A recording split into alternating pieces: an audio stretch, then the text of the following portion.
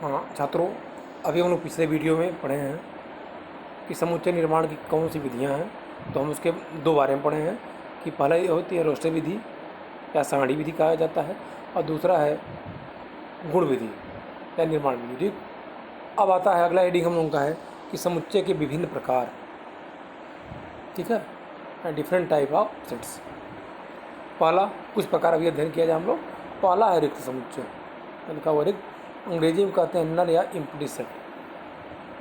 नल या empty set, तो जो परिभाषा देखा जाए, ऐसा समुच्चय जिसमें कोई भी अवयव न हो रिक्त समुच्चय कहलाता है।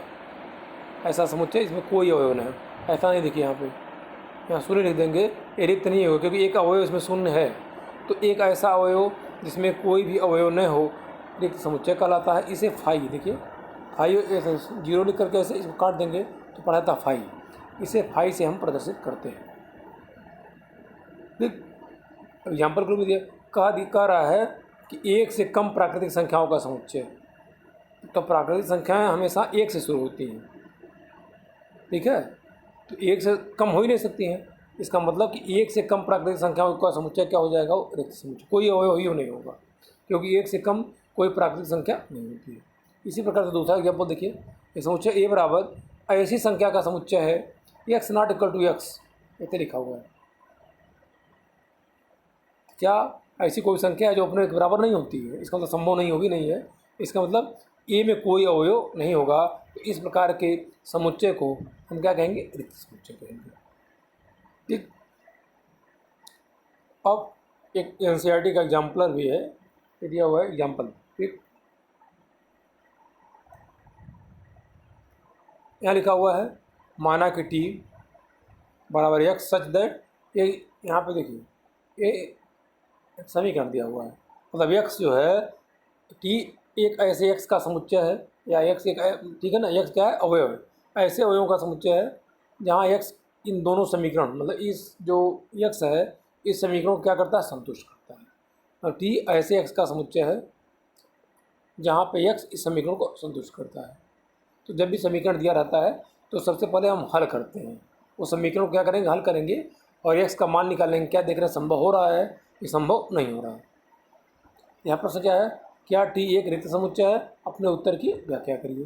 तो सबसे पहले जो समीकरण दिया हुआ है उसको हम रख लिए, x plus 5 upon x minus 7 minus 5 equal to 4x minus 40 upon 13 minus 6। ठीक, माया पक्ष जाएगा, देखिए माया पक्ष में एक्स माइनस 7 लघुत्तम हो जाएगा, ये हो जाएगा एक्स प्लस 5 हो जाएगा, माइनस हो जाएगा, फिर इसका गुणा एक्स माइनस 7 का गुणा 5 में कर देंगे, बराबर इसको ऐसे लिख देंगे। ठीक, यहाँ देखिए एक्स प्लस 5 हो गया, ब्रैकेट हटाएंगे, यहाँ पे ब्रैकेट हटाएंगे तो अंदर का चिन्ह बदल जाएगा। तो हो जाएगा माइनस 5x प्लस 5 7 35 हो जाएगा, बराबर 4x माइनस 40 अपॉन हो जाएगा। ठीक है, ये हो गया बायां पक्ष 40 minus 4x upon x minus 7। ठीक, यहाँ दाएं पक्ष में लिखा हुआ 4x माइनस 40 लिखा हुआ है, माइनस हम कॉमन ले रहे हैं। तो जब माइनस कॉमन लेंगे कि 40 के पहले माइनस है तो 40 हो जाएगा, 4x पहले कोई कुछ नहीं मतलब प्लस है, तो जब भी माइनस कॉमन लेते हैं तो अंदर का चिन्ह बदल जाता है, तो माइनस हो जाएगा। और ये देखिए ये कैंसिल हो गया दोनों, ये आ गया 1 अपॉन एक्स माइनस 7 माइनस ना।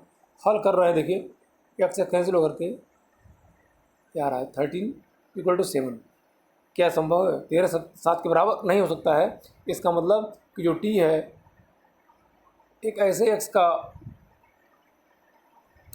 या एक ऐसे अवयव का समुच्चय है जो समीकरण को संतुष्ट नहीं कर रहा है। इसका मतलब टी में कोई अवयव नहीं होगा, अतः टी क्या हो जाएगा, एक रिक्त समुच्चय हो जाएगा।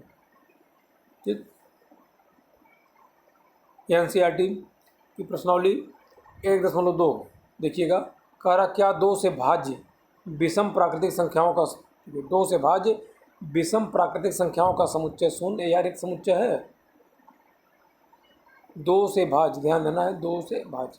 तो हम जानते हैं कि कोई भी विषम प्राकृतिक संख्या 2 से विभाजित नहीं हो सकती है। यहाँ लिखा हुआ है ऐसी कोई विषम संख्या नहीं है जो 2 से भाज्य है। इसका मतलब क्या हो गया कि 2 से भाज्य विषम संख्याओं कोई संख्या ही नहीं होगी, उसका मतलब उस समुच्चय में कोई अवयव नहीं होगा। उस प्रकार क्या हो जाएगा, वो रिक्त समुच्चय हो जाएगा, मतलब फाई हो जाएगा। ठीक, अब आता है अगला नाम से ये स्पष्ट है, एकल समुच्चय। अंग्रेजी में कहते हैं सिंगल्टन सेट, ऐसा समुच्चय जिसमें एक और केवल एक ही अवयव हो। ऐसा समुच्चय जिसमें केवल एक अवयव हो वह क्या कहलाता है? एकल समुच्चय कहलाता है। जैसे देखिए 5 हुआ, ठीक। यहाँ देखिए, यहाँ लिखा हुआ है x बराबर x+3। अब यहाँ इस समीकरण को हल कर लेंगे। x+3 बराबर 5 है, पक्षांतर करेंगे तो x बराबर हो जाएगा 2। केवल एक मान x का आ रहा है, देखिए इसका मतलब हो गया कि अभी एकल समुच्चय है। यदि x के 2 मान आते तो वह एकल समुच्चय नहीं होता है।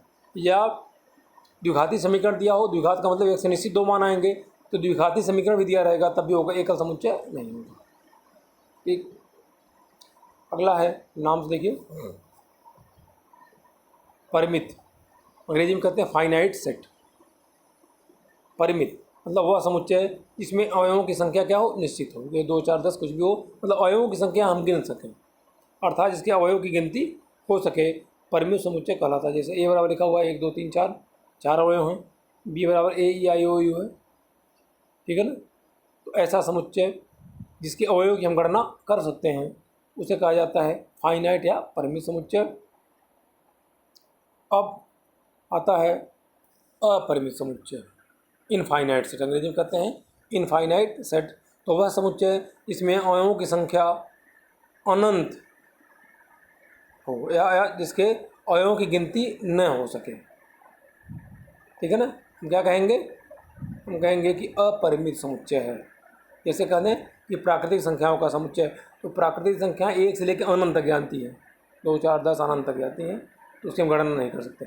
इसी प्रकार से हम कह सकते हैं सभी पूर्णांकों का समुच्चय, 0 +-1 +-2 अनंत तक जाता है, तो वह अपरिमित समुच्चय हो जाएगा, मतलब जिसके अवयव की गणना हम नहीं कर सकते। इस प्रकार से कुछ समुच्चय बताए गए हैं, समुच्चय के प्रकार बताया गया कितने प्रकार के होते हैं। आगे की वीडियो में और इसके बारे में हम डिटेल अध्ययन करेंगे। तब तक आप लोग NCERT किताब ले लीजिए और जो भी टॉपिक पढ़ाया जा रहा है उसको ध्यान से उसके एग्जाम्पल भी लगाइए और प्रश्नावली भी लगाइए। यदि प्रश्न नहीं आता है तो आप फ़ोटो खींच करके उसी ग्रुप पे पोस्ट करेंगे तो सॉल्व करके बताया जाएगा, ठीक है। बाकी फिर आगे के क्लास में बताया जाएगा। धन्यवाद।